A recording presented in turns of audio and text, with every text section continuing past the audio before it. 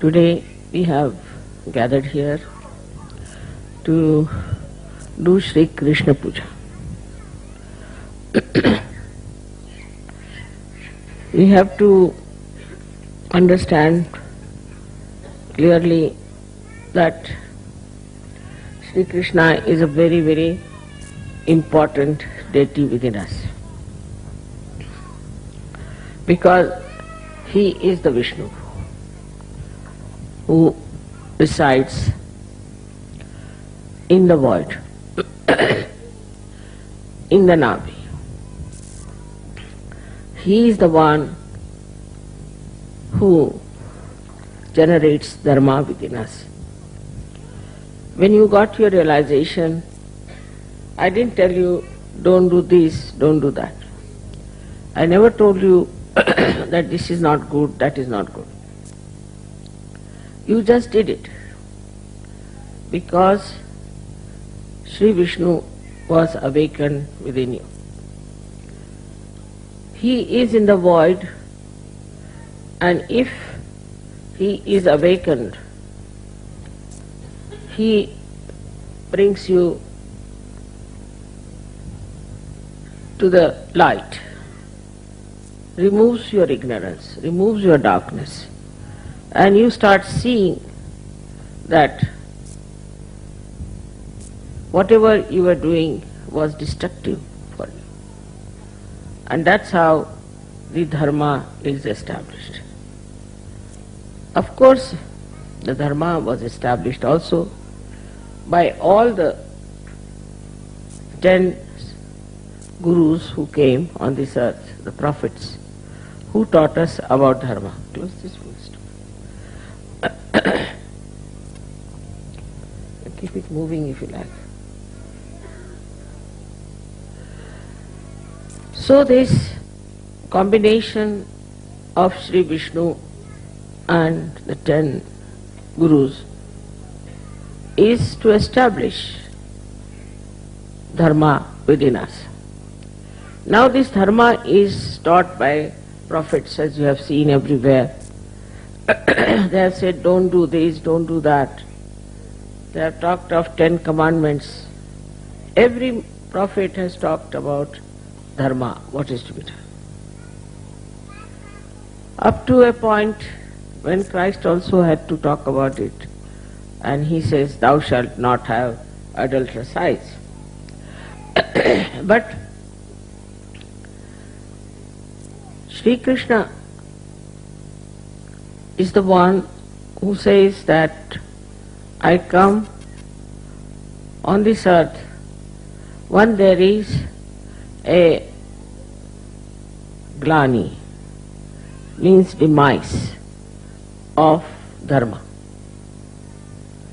When the dharma becomes weak, then he comes on this earth and then he destroys the people who are responsible for bringing dharma to this level of doom. The second thing he says that I protect the saints. I protect the saints and I kill all those who are devils or who are satanic, who are destructive. These are his promises which he gave long time back as Sri Krishna. As Vishnu, we know him only as the one who is the giver of dharma, mainly. But all his potent qualities really were expressed when he came as Sri Krishna. At the time of Sri Rama also, these qualities could not be expressed in that way. So Sri Krishna's first half of his life he spent in Gokul and Vrindavan, where he showed his beautiful expression of his character as he made it what he calls as Leela, Leeladhara. The one who said that you become a witness, You witness the whole world like a drama, Sakshi Swarupa. And then once you see the whole world as just a child watches, in a childlike mirth and joy, you enjoy life. That has happened to you people, that you have become like citizens of Vrindavan and Gokul. The way you are enjoying yourself, enjoying each other's company, enjoying the bliss of God. There he showed also, by killing Kaliya, by killing Putana and other people, that if anybody tries to trouble such joyous children of God, he is the one who will definitely protect and kill all such evil forces which are troublesome. But later on he becomes the king. And when he becomes the king, he uses his powers in a different way. First of all, if you see, his own uncle, his own relation, his own uncle, mother's brother, was Kamsa and was such a bad man. So Sri Krishna didn't spare him. He killed him. He killed so many people. Before becoming the king, he killed so many people. Now what does that mean? That his own uncle he killed. One quality that he has, which Christ had, we can say, or so many saints had, is forgiveness. He did not believe in forgiveness. He is the only one who said that I have to punish. We have to have somebody who should punish also. If you are like Shiva, then Shiva used to even love Rakshasas and in his innocence used to give them also blessings. But Sri Krishna did not believe in forgiveness at all, because it was important that there should be somebody with a very stern mind, with such a stern understanding that a devil is a devil and devil must be killed.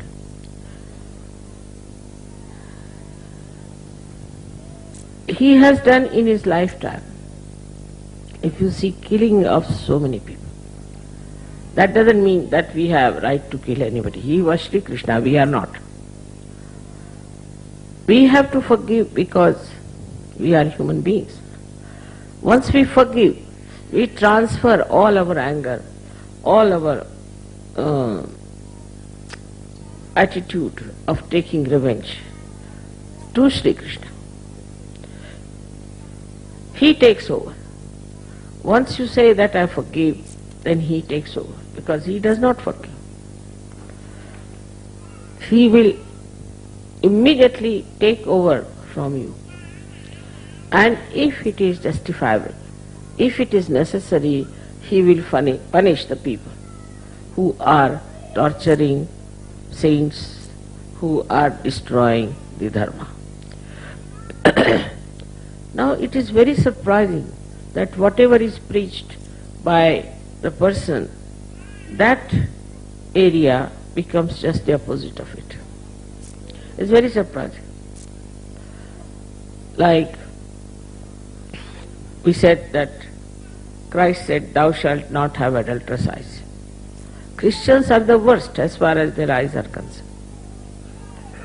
In the same way,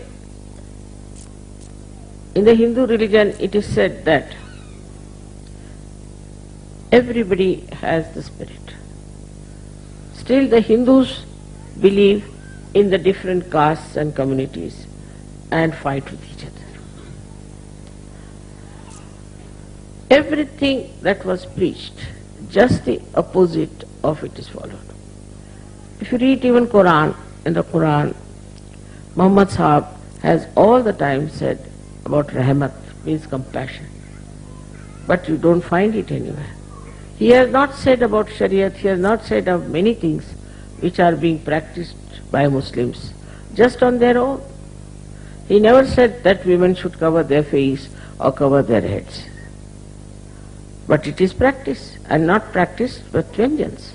So what it shows to us is this, that whatever is preached, just the opposite of that people try to do. And when such things happen, the dharma goes down. Now, as you know that Krishna, his country is America. He rules over America. So, it is a rich country because Sri Krishna is Kubera. He is the Lord of wealth. So he has given wealth to America. Then he is for Jana, means communication. His another quality is that he is the one who communicated. It was he who danced with gopis and gopas. It was he who transferred his powers to them. So the communication part is one of his greatest qualities that is working in America. So they are going just the opposite way, that if there is a war, say with Saddam Hussein, so America is going. If there is Korean war, America is going. Everywhere there is any problem, America has to go. I mean, one can ask question, who are you, why you bother? Keep to your own country, enjoy yourself. Why are you sending troops all over? Why are you looking after everyone? Even the formation of UN and all that is done under the guidance of the Americans. They play a very important part in the formation of these United Nations and one world and peace and all sorts of things. But actually, if you see, the main thing that Krishna had taught, they are missing. They are all right for communication, they are all right for establishing relationships between countries. But the worst thing they have done is that there is no dharma, no idea of dharma, no morality. Democracy without morality.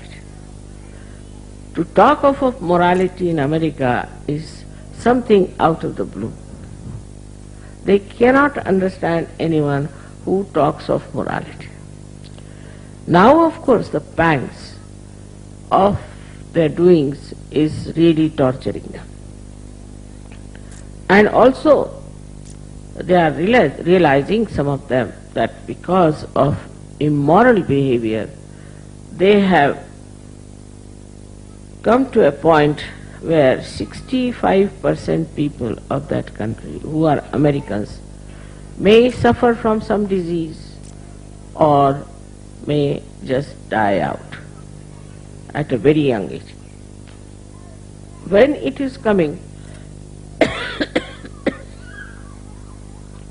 as a starking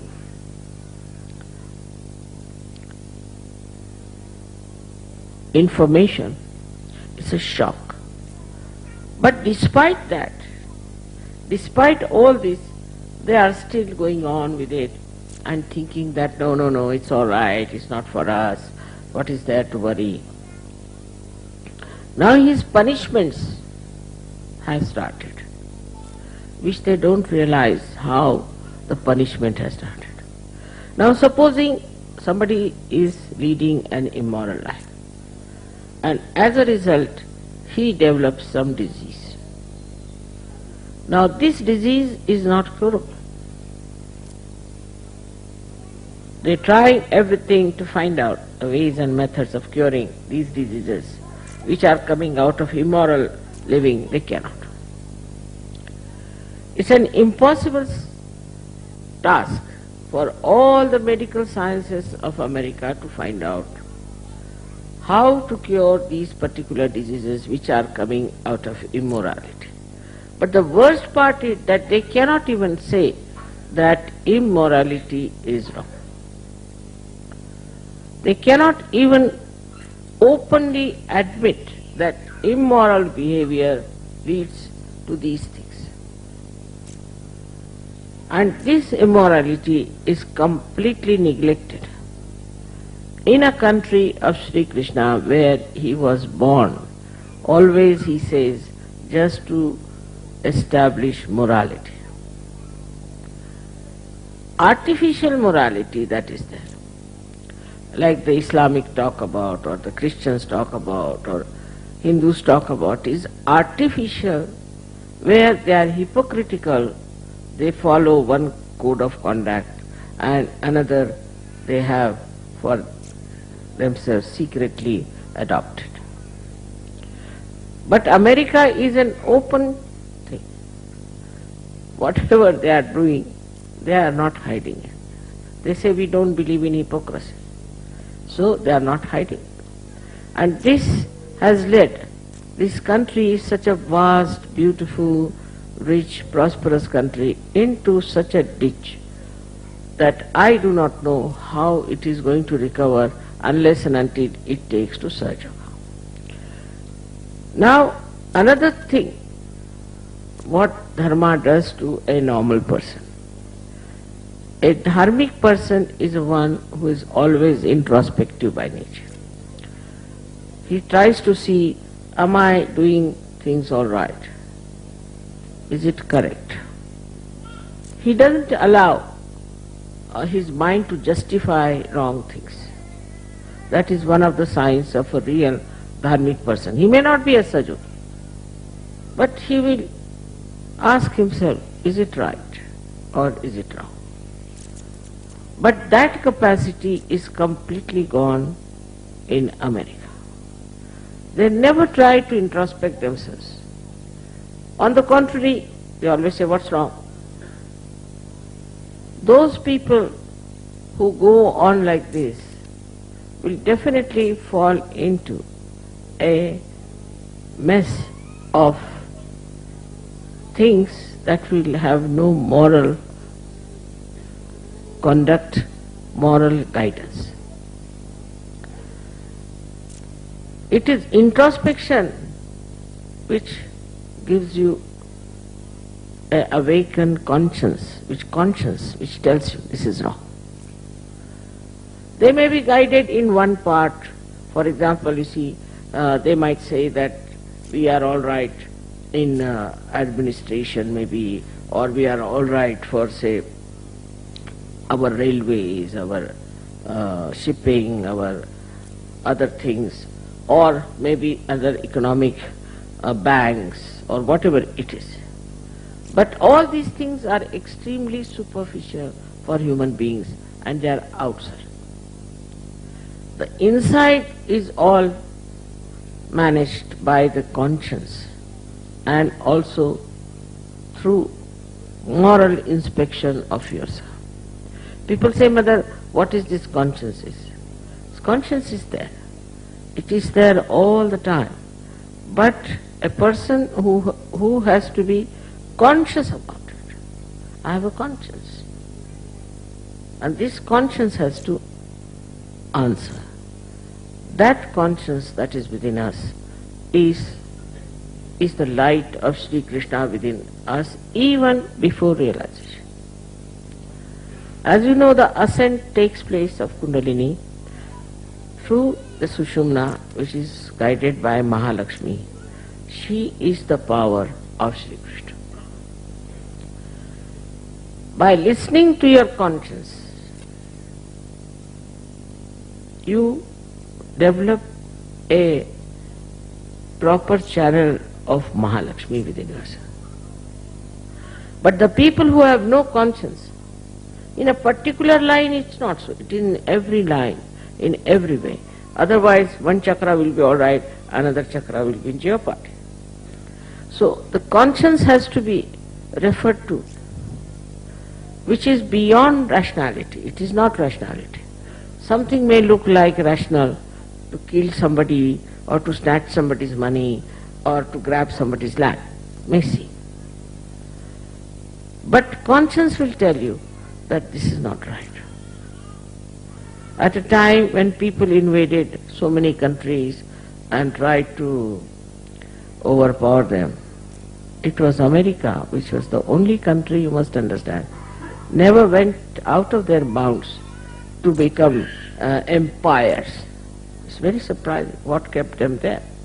Because at that time when all this nonsense was going on all over the world, and that era when people didn't mind subjecting other people, taking away their lands and becoming this thing, America had stopped at that time. Before doing that, they had done once for all. They had occupied the area, they became the landlords, they became this. Of course, they were foreigners. But after having done that, the era when people started expanding their empire, they did not do it. Now, what is the reason why they didn't do it? We should ask a question. When others were expanding their empires, why did not America do it? The reason is very simple. At that time, some great people with great conscience were born in that country. And they guided that country. Like you can say, Washington was there. Of course, there were so many people whom if I name, there will be a big list of those people, but if you see their character, their life, the way they live, Abraham Lincoln, if you see his life, full of conscience, full of conscience. And they didn't allow the nation to be drifted away to the ambition of gathering other countries and making them their slaves, and this they didn't do. So in the first place, when I should say Columbus went there, conquered them and tried to, actually he didn't do much, but Spanish and then others and then Anglo-Saxons, all of them, when they conquered that country, once they settled down there, as if that era was over for them, once for all. And then they started talking about freedom, of democracy, of higher values. But the karmas of their past, the way they killed so many aboriginals, so many Red Indians, will not be forgiven by Sri Krishna. Unless and until now they take to Sajo. Despite that time when they did not try to overpower other countries and to spread their empire and do all kinds of cruelties like Hitler, they didn't do that. And they always stood for something that is justice, tried to, at least, then they become hypocritical also. But on the whole, on the face of it, they tried to show that they are for uniting the whole world. They against racialism, against fundamentalism, all this, this some sort of an idealism they propagated. But despite all that, all these ideas of self-destruction started working in them. So, I would say it is nothing but their karmas are working against them. And that's how the violence is so much rampant. So many diseases, so many things. It is very remarkable that all these troubles have started very, very recently in America. Because the exposure is coming up. To add up to that, we had lots of false gurus who went there and captured innocent, simple people who were seeking the truth. We have lost so many of them in America. Also there, I would say, in the atmosphere where these curses of the people whom they had killed, which reacted and they took to something that was wrong.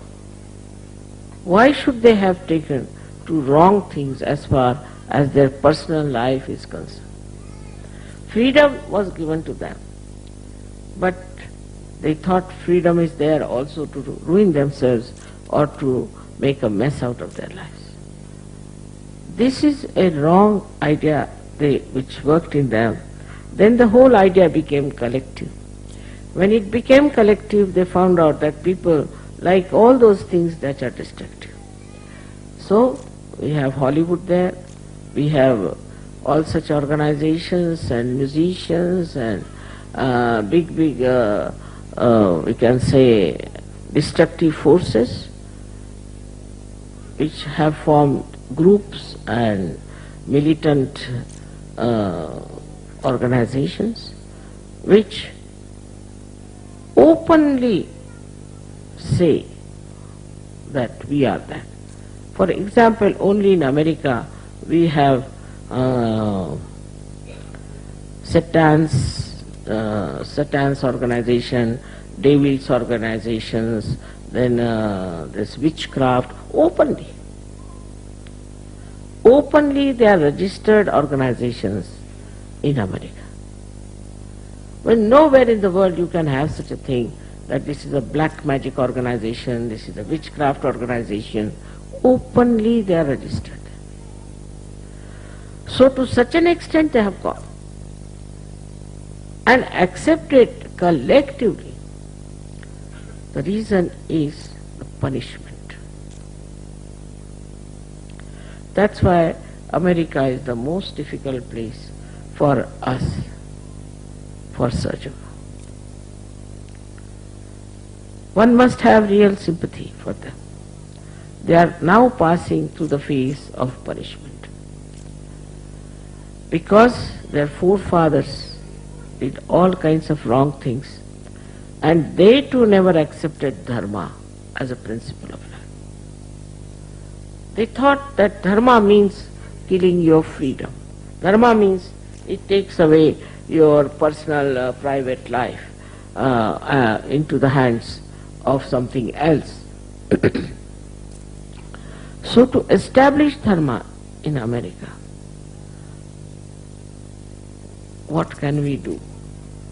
I have been to America at least 10 times more than I have been to Russia. And I want to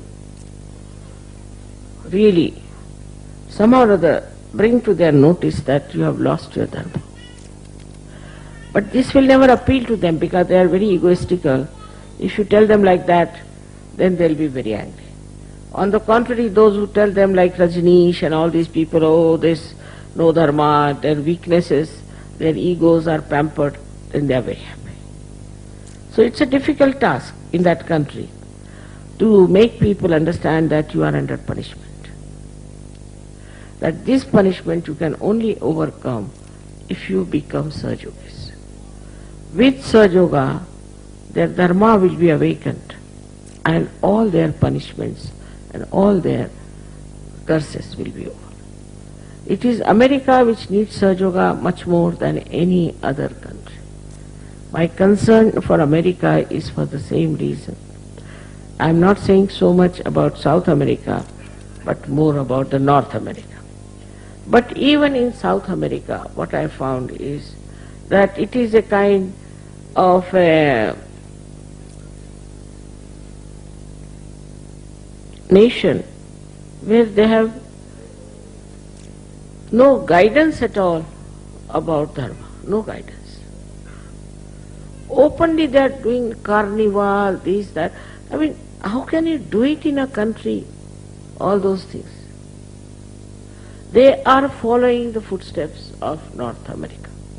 Like in North America they have that Halloween nonsense. I mean, imagine openly on the street doing Halloween nonsense. So they are following carnival. To them, what a thing it is to go to Rio as if there's a very big achievement and going into that carnival from all over the places, from Australia, people are coming down. All is working against them very much. Their situation is so bad in so many ways that it is not easy to explain why they are going to that limit.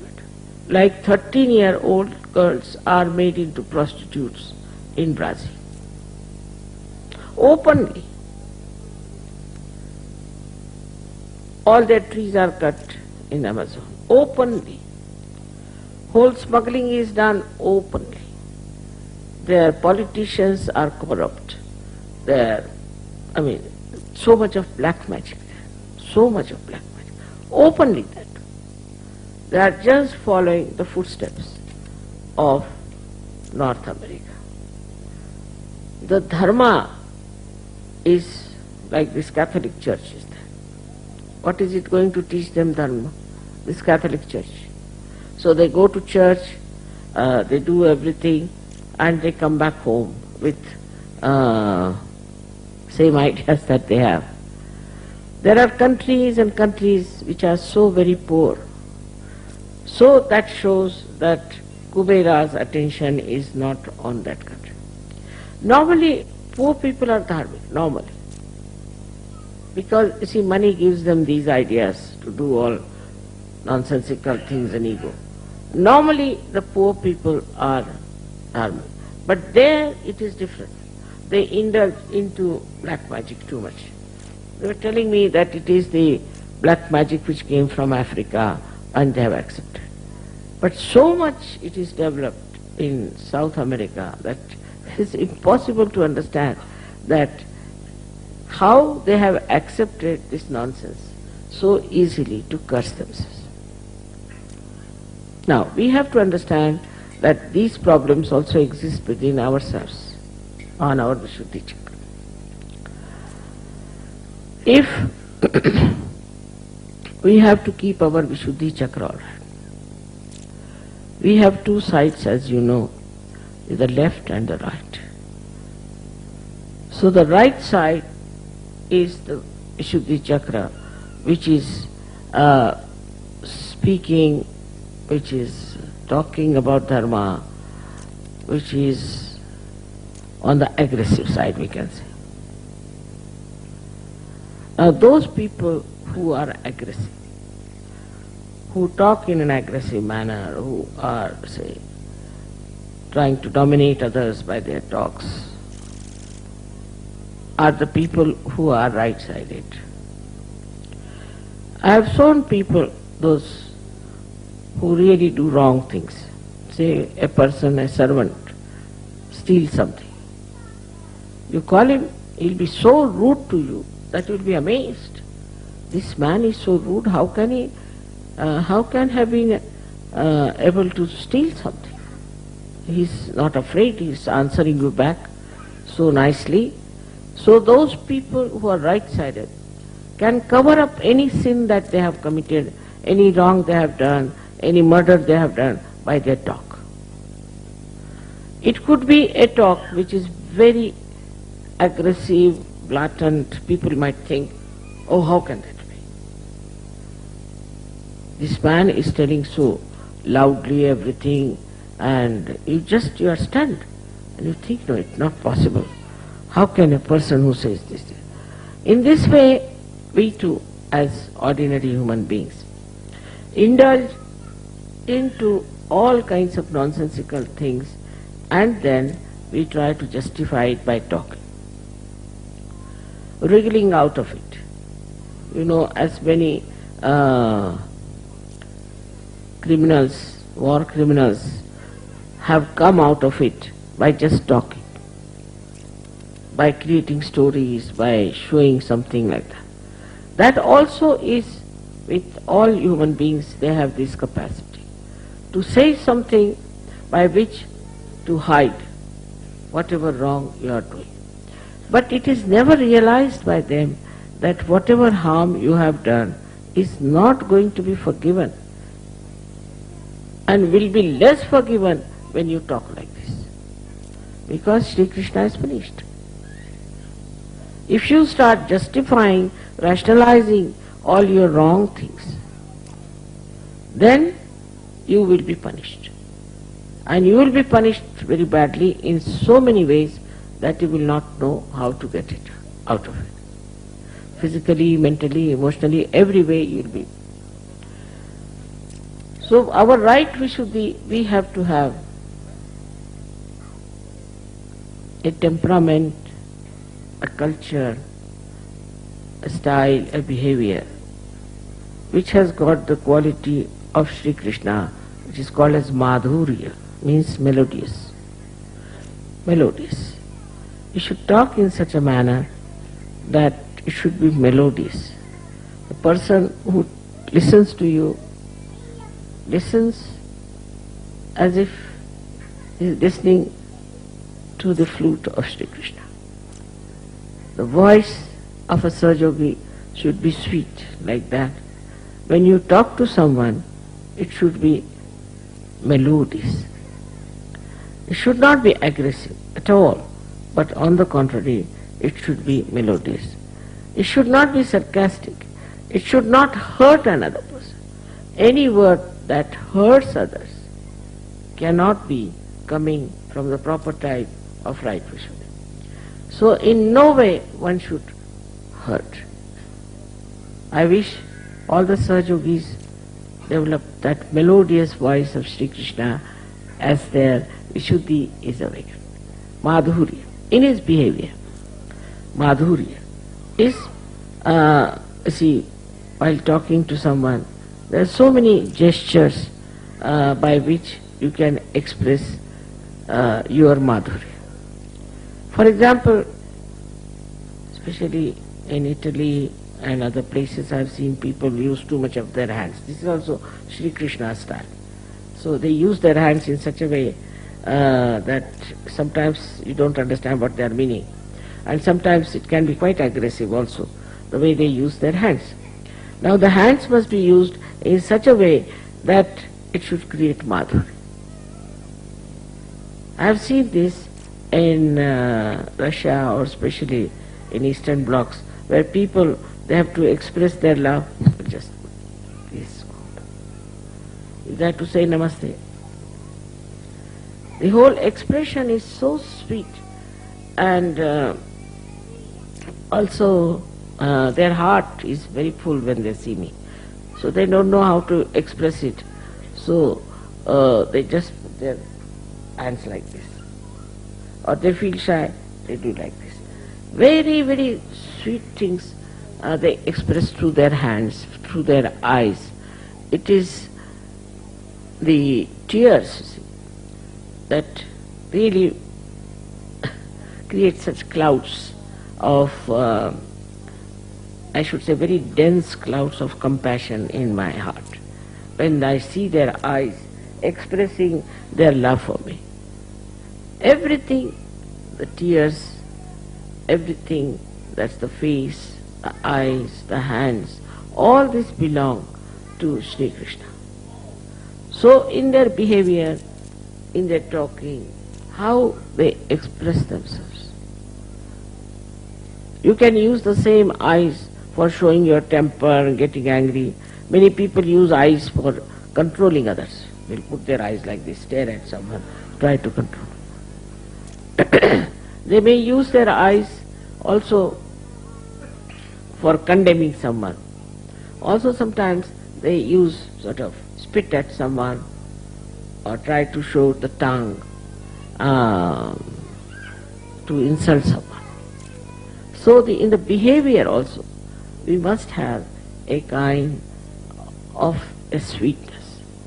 Like when I went to England first, I learnt English in my own way, but when I went there newly, they said, now if you have to say a word like thought, you must say thought. I said, what? You must take out your tongue and say thought. I said, it's absurd. Why should you take out your tongue? He said, unless until you take out your tongue like that, it's not something proper expression. So I said, this is English, you have developed some nonsensical thing to show tongue at everyone. Even a child, when he gets angry, automatically he shows his tongue.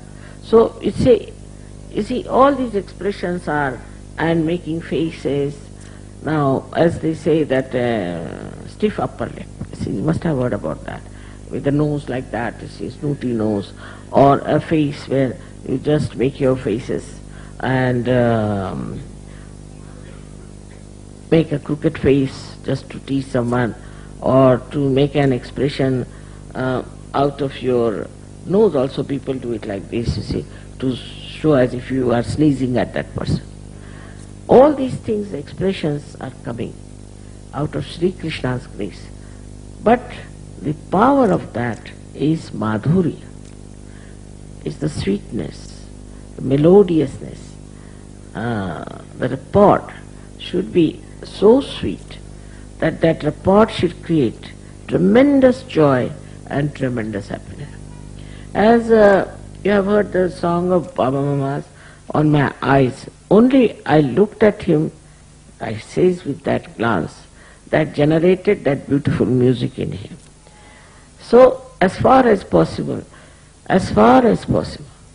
try to put your eyes on the greenery, that's the best.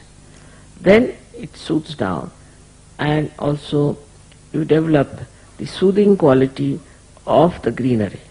I always tell people that better see the greenery around, how it soothes your eyes.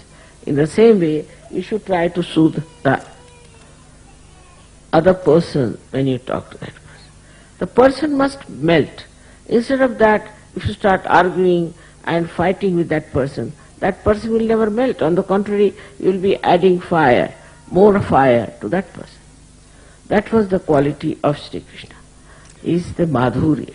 And that is expressed in his lifetime, how he beautifully managed to say things in his own sweetness, especially in his childhood. The another quality which Sri Krishna has, which we can express through our right Vishuddhi, is diplomacy. But there are two types of diplomacies. One is genuine, one is artificial. In the genuine diplomacy, you do not have to take to a certain standard, or you don't have to read some books to know how it is diplomacy. Is a genuinely it comes to you. The whole thing works very sweetly in such a genuine manner. I have used it many a times myself, and you all can use it also many a times. That's only possible if you don't get angry with someone.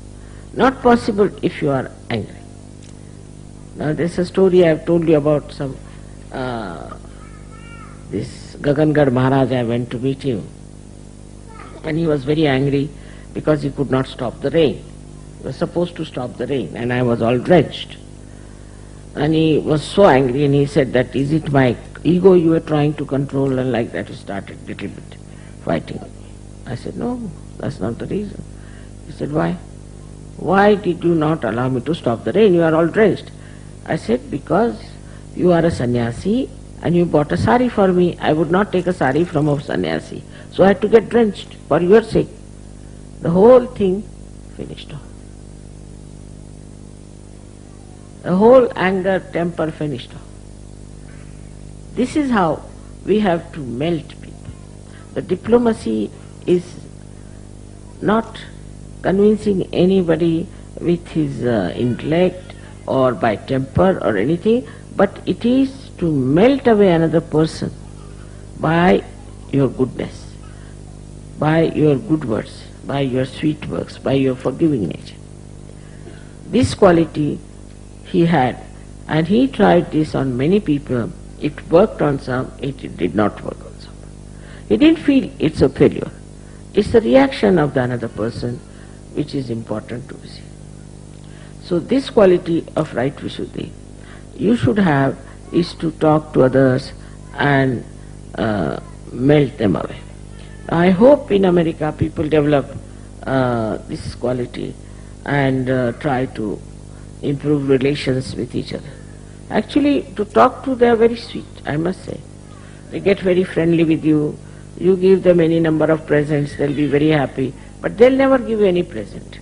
You call them for dinner, anything, they'll 10 times they will come to your house for dinner, but they will never call you for dinner.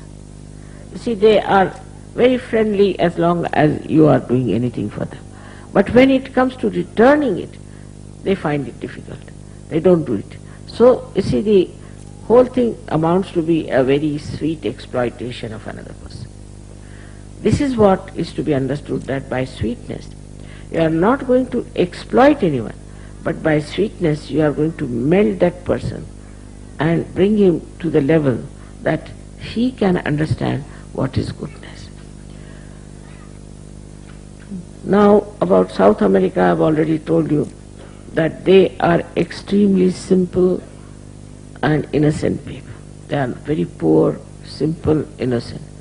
But what has entered them into is this black magic, and which they are now realizing, luckily, that this is black magic which is troubling them. But somehow they have depended on it so much, on the left side. They feel very guilty about it. They feel very bad. All the time you find them absolutely guilty. Their whole behavior is that as if they have done something wrong. But they do not know how to correct themselves. So for us it is important not to feel guilty about it. We are all Sahajogis. How can we have guilt? After all, when we are the spirit, spirit cannot have the guilt. So this guilt has to go away. But by guilt, what do? What we lose is the witness power. Because when there is a guilt, we put it here, the guilt is there. But we cannot see, we cannot witness what's wrong, and we do not want to face the our mistakes or the difficulty we have. Just put it as a guilt here, finished. It's stored up there nicely, guilt.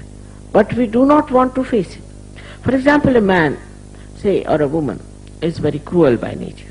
Then suddenly she realizes that she has been cruel or whatever. So she puts it down there, oh, I've been very bad, I've been very cruel, this thing, that thing. But she doesn't face it. Facing means she should know, why was I cruel? What was the need for me? I should not have been cruel, and now I will not be cruel anymore. That finishes all. But I'm very guilty about it, I'm very guilty about it. Doesn't help. On the contrary, you know what are the problems are of the guilt, and the same problems are today faced by South America. When I went there, I was surprised that in Brazil, the man who was the topmost there talked to me in a manner, oh, we know we have lots of defects, we know we are no good, this, that. But I was just saying, why doesn't he correct? If he knows this is the mistake, this is the thing, why shouldn't he correct?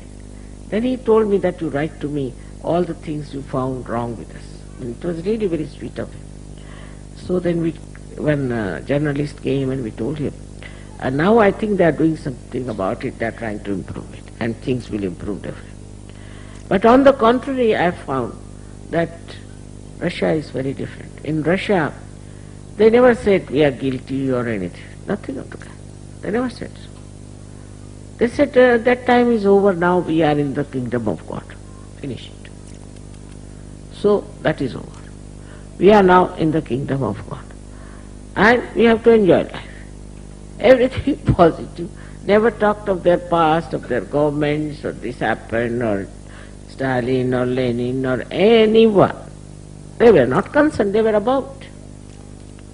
So why should we worry? They said, why should we worry? Let them fight, let them do what they like.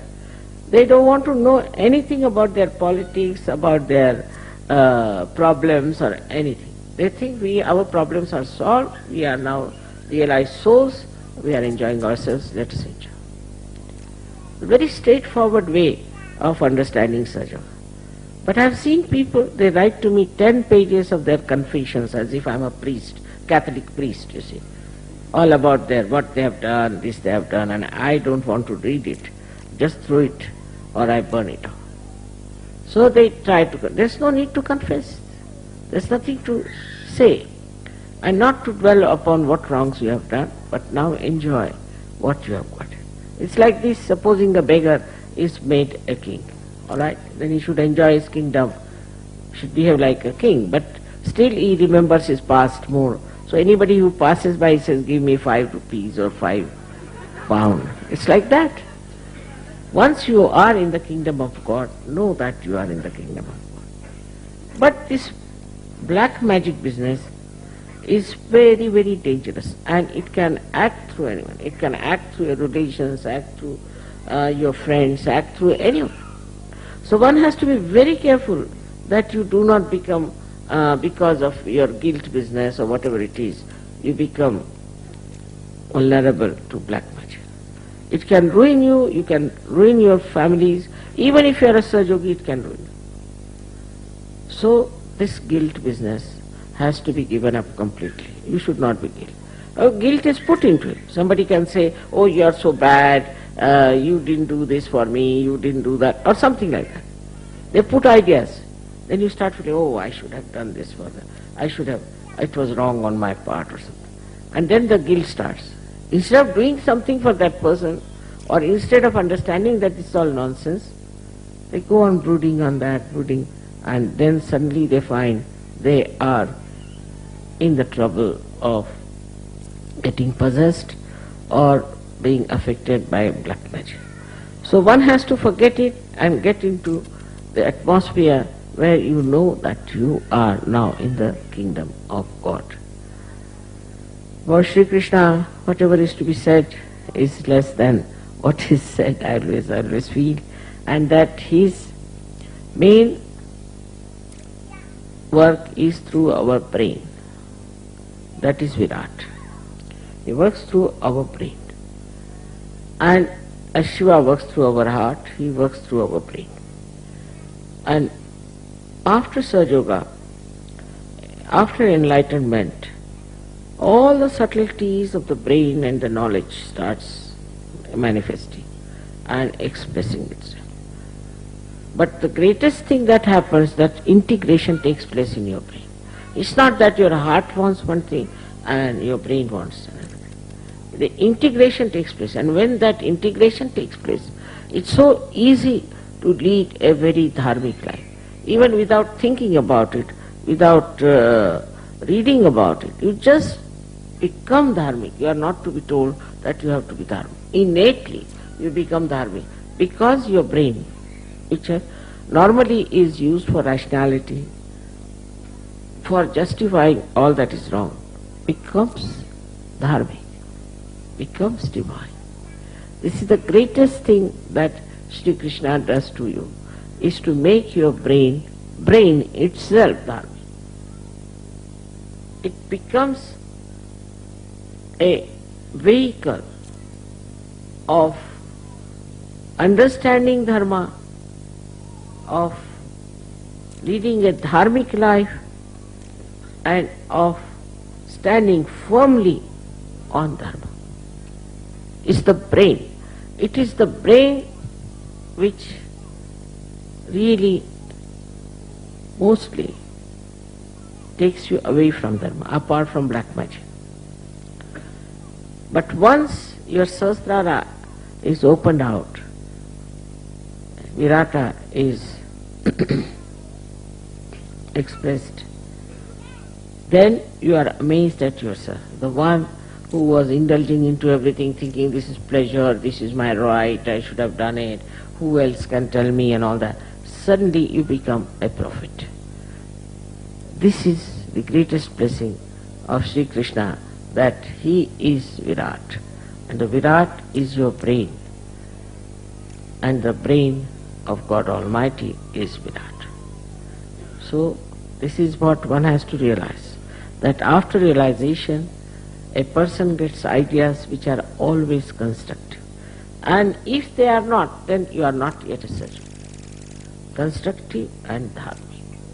That is very, very important for us to understand where is our mind going. Is it contradicting? It is telling something else than what it is.